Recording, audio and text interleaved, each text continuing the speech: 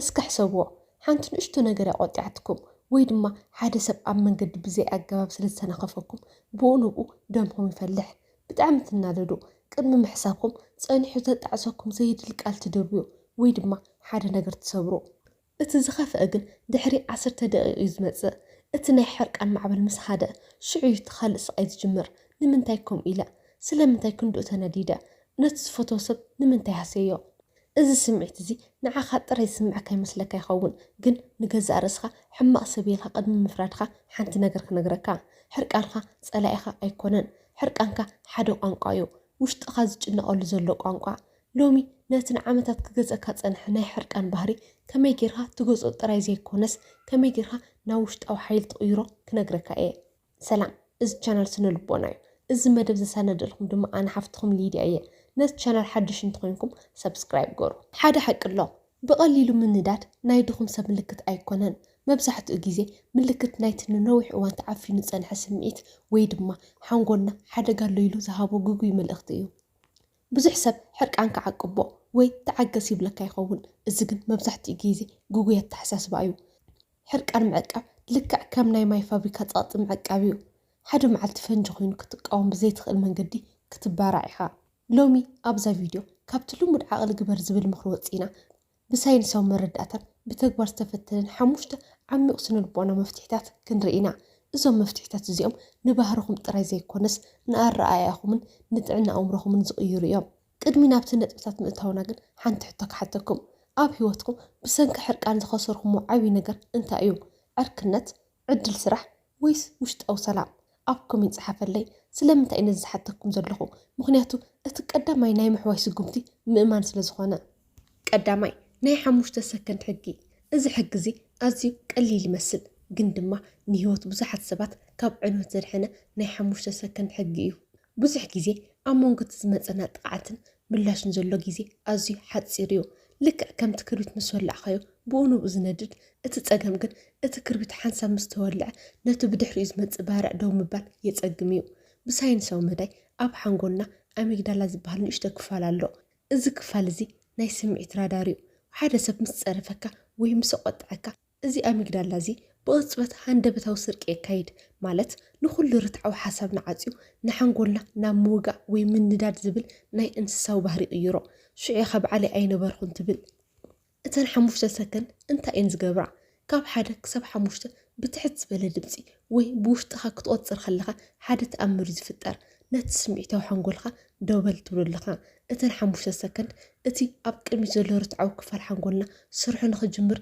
ዘልኦ ናይ መሞቕ ግዜ እየን እዚ ክፋል ሓንጎል እዚ እዩ ሳዕቤን ተግባርካ ዝመዝን እዚ ሰብ እዚ ክፅርፈ ንከሎ ስለምንታይ እዩ ኢሉ ዝሓትት ብኸመይ ብዝበለፀ ክምልስ ይኽእል ኢሉ ሜላ ዝፈጥር ከመይ ጌርካ ብተግባር ትጥቀመሉ ዝመፅእ ግዜ ሓደ ሰብ ንኣእምሮኻ ዝተንክፍ ነገር ምስ ዝዛረበካ ኣፍካ ቅድሚ ምኽፋትካ ነዊሕ ትንፋስ ሰሓብ እሞ ብውሽጥኻ 1 እቲ ሓዊ ይሃድእ ኣሎ 2 ደምካ ዝነጥብ ዝነበረ ይዝሕል ኣሎ 3 ሓንጎልካ ክሓስብ ይጅምር ኣሎ 4 ነቲ ኩነታት ካብ ላዕሊ ኮንካ ትሪኦ ኣለኻ ሕጂ ንስኻ ኢኻ ጎይታ ርእስኻ ዝኸበርኩም ተኸታተልቲ እዚ ፖዝ ወይ ደውታ እዚ ኣብ መንጎ እንስሳዊ ግብረ መልስን ሰብኣዊ ምላሽን ዘሎ ኣፈላላይ እዩ 5 ሰከንድ ጥራይ ብምፅባይ ካብቲ ንዓመታት ዝሃንፁ ከይስምካን ዝምድናኻን ኣብ ሓንቲ ደቂቓ ንኸይፈርስ ክትርሕኖ ትኽእል ኢኻ እቲ ሚስጥር ሕርቃን ንኸይመፅእ ምክልኻል ዘይኮነስ ምስ መፀ እተን 5 ሰከንድ ወርቃዊ ግዜ መሃብ እዩ ካልኣይ መበገሲታትካ ምፍላጥ ብዙሕ ግዜ ሰባት ብዘይ ምክንያት ዝሓርቕ ይብሉ እዮም ኣነ ግን ብዘይ ምክንያት ዝመፅእ ሕርቃን የለን ይብለኩም ሕርቃን ልክዕ ከምቲ ኣብ መኪናኹም ዝውላዕ ናይ ሓደጋ መብራህቲ እዩ እቲ መብራህቲ ስለ ዝውላዕ ጥራይ ንመኪናኹም ኣይተቃፅልዋን ኢኹም ኣብ ትሕቲ ካፓ ወይ መሸፈኒ ሞተር እንታይ ፀገም ከም ዘሎ ኢኹም ትፍትሹ ኣብ ስነ ልቦና ሕርቃን መብዛሕትኡ ግዜ ሓላዊ እዩ እቲ ናይ ሓቂ ስምዒት ኣብ ትሕቲኡ ተሓቢኡ ኣሎ ሕርቃን ንምንታይ ይጠቅም ነቲ ተሰበረ ልብና ነቲ ዘሕፍረና ነገር ወይ ነቲ ዘፍርሐና ነገር ንኸይቃላዕ ንምሽፋን ንጥቀመሉ መሸፈኒ እዩ ሓደ ሰብ ምስ ዘቆጥዐኩም ንገዛእ ርእስኩም ከምዚ ኢልኩም ሕተቱ ሕጂ ዝሓርቕ ዘለኹ ብሓቂ በቲ ዝተባሃለ ነገር ድዩ ወይስ ኣብ ትሕቲኡ ዘሎ ካልእ ስምዒት እዩ ራብዓይ ኣነ ዝብል ዘረባ ምጥቃም ራብዓይ መፍትሒ ብዛዕባ እቲ ካብ ኣፍና ዝወፅእ ናይ ቃላት ሓይሊ እዩ ቃላት ልክዕ ከም ፍላፃ እዮም ሓንሳብ ምስ ወፁ ክምለሱ ኣይኽእሉን ብዙሕ ግዜ ክንሓርቕ ከለና ንቃላትና ከም መሳርሒ መጥቃዕቲ ኢና ንጥቀመሎም ክንሓርቕ ከለና ብኣውቶማቲክ ንጥቀመሉ ቋንቋ ንስኻ ዝጅምር እዩ። ንስኻ ኩሉ ግዜ ትድንጊ፣ ንስኻ ስምዒተይ ኣይርድአካን እዩ፣ ንስኻ እኮ ሰብ ኣይኮንካን። ብሳይንሳዊ መዳይ ንሓደ ሰብ ንስኻ ኢልካ ክትጅምር ከለኻ እቲ ሰብ ብኡንኡ ናይ ምክልኻል መንፈስ ይሕድር፣ ሓንጎሉ ትጥቃዕ ኣለኻ ተኸላኸል ይብሎ። ሽዑ እቲ ሰብ ንዓኻ ክሰምዐካ ዘይኮነስ ንዓኻ ዝምልሰሉ ናይ ቃላት ተወርዋሪ እዩ ዘዳሉ። እዚ ድማ ካብ ናይ ሓሳብ ፍሊሊ ናብ ናይ ቃላት ኩናት ትቕይሮ። እቲ መፍትሒ ኣነ ዝብል ቋንቋ እዩ። እዚ ሜላ እዚ ናይ ስነልቦናዊ ብስለት ምልክት እዩ። ትኩረትካ ካብቲ ንሰባት ምውቃስ ኣልዒልካ ናብቲ ናይ ገዛ ርእስኻ ስምዒት ምግላፅ ትዝውሮ። እዚ ንምንታይ ይሕግዝ? ምክንያቱ ሓደ ሰብ ብዛዕባ ባህሪኡ እንተወቂስካዮ ክከራኸር ይኽእል እዩ። ብዛዕባ ስምዒትካ ግን ክከራኸር ኣይኽእልን እዩ። ስምዒትካ ናትካ ሓቂ እዩ። እቲ ፎርሙላ ኣብ ክንዲ ንስኻ ትብል ነዚ 3 ደረጃታት ዝሓዘ ፎርሙላ ተጠቐም። ቀዳማይ ኣነ፣ ካልኣይ መዓስ፣ ሳልሳይ ምክንያቱ። ኣብነት እቲ ጉይጉይ መንገዲ ንስኻ ኩሉ ግዜ ትድንጊ፣ ንዓይ ዋጋ ኣይትበንን ኢኻ፣ እዚ መጥቃዕቲ እዩ። እቲ ብሱል መንገዲ ኣነ ሰብ ክድንጊ ከሎ ይርበሽ እዮ፣ ምክንያቱ ግዜ ብከንቱ ዝባኻን ኮይኑ ስለ ዝስምዐኒ። ስለምንታይ እዩ እዚ ዝሰርሕ? እዚ ኣዘራርባ እዚ ነቲ ካልእ ሰብ ኣይትጋደለኒ ይብሎ ኣሎ። ኣብ ክንዲ ዝከላኸል ክድንግፀልካ ይገብሮ። ትኩረትካ ኣብቲ ሰብ ዘይኮነስ ኣብቲ ተግባር ስለ ዝገበርካዮ እቲ ፀገም ብሰላማዊ መንገዲ ንክፍታሕ ዕድል ትህብለካ። ዝኸበርኩም ተኸታተልቲ ቃላትኩም መጥቃዕቲ ዘይኮነስ ድልድል ይኹኑ። ኣነ ኢልካ ምጅማር ትሕትና ዘይኮነስ ስምዒትካ ናይ ምቁፅፃር ዝለዓለ ሓይሊ እዩ። ሓምሻይ ርእሰ ክንክን። ሓምሻይን መወዳእታን መብዛሕትኡ ሰብ ዕሽሽ ዝብሎ ግን ድማ መሰረት ኩሉ ለውጢ ዝኾነ ነጥቢ እዩ። ርእሰ ክንክን ከም ናይ ምክልኻል ሜላ። ሓደ ሓደ ግዜ ስለምንታይ እዩ ብቐሊሉ ዝናደድ ኢልኩም ተሓስቡ ትኾኑ። እቲ መልሲ ግን ኣብቲ ዝተባሃልኩም ቃል ዘይኮነስ ኣብቲ ናይ ስምዒት ባትሪኹም ክኸውን ይኽእል እዩ። ባትሪኹም ሎው እንተኮይኑ ንእሽቶ ንፋስ እውን ከጥፍአኩም ይኽእል እዩ።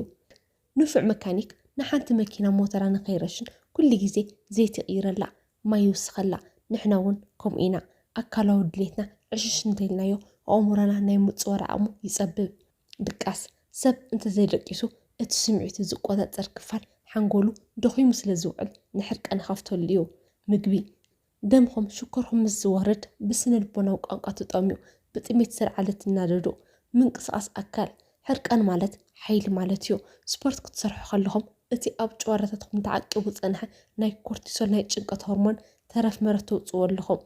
ብቐሊሉ ዝናደዱ ሰባት መብዛሕትኡ ግዜ ምስ ገዛእ ርእሶም ኩናት ዘለዎም እዮም። ውሽጥኻ ሰላም እንተሃልዩ እቲ ካብ ወፃእ ዝመፅእ ጫውጫውታ ኣይበፅሐካን እዩ። ስለዚ ንርእስኩም ግዜ ሃቡ፣ መፅሓፍ ኣንብቡ፣ ወይ ድማ ተፈጥሮ ኣስተማቕሩ። ሕርቃን ሰብኣዊ ስምዒት እዩ። ክትሓርቕ ከለኻ ሕማቕ ሰብ ኢኻ ማለት ኣይኮነን። ሕርቃን ክትዓግቶ ኣይትኽእልን ኢኻ፣ ክትቆፃፀሮ ግን ትኽእል ኢኻ። እዚ ለውጢ እዚ ብሓደ ለይቲ ዝመፅእ ኣይኮነን። ጥዕና እምሮ ልክዕ ከም ስፖርት ልምምድ የድልዮ እዩ። ሎሚ ሓንቲ ስጉምቲ ተወሲድኩም ፅባሕ ካልእ ሰብ ክትኾኑ ኢኹም። ካብዞም 5 ነጥብታት ንዓኹም ዝያዳ ዝሓበትኩም ወይ ክትጅምርዋ ዘወሰንኩም ኣየና እዩ? ኣብ ኮሜንት ፀሓፉለይ። ኣብ ዝቕፅል ቪድዮ ብካልእ ኣገዳሲ ኣርእስቲ ክሳብ ንራኸብ ሰላም ፅንሑ።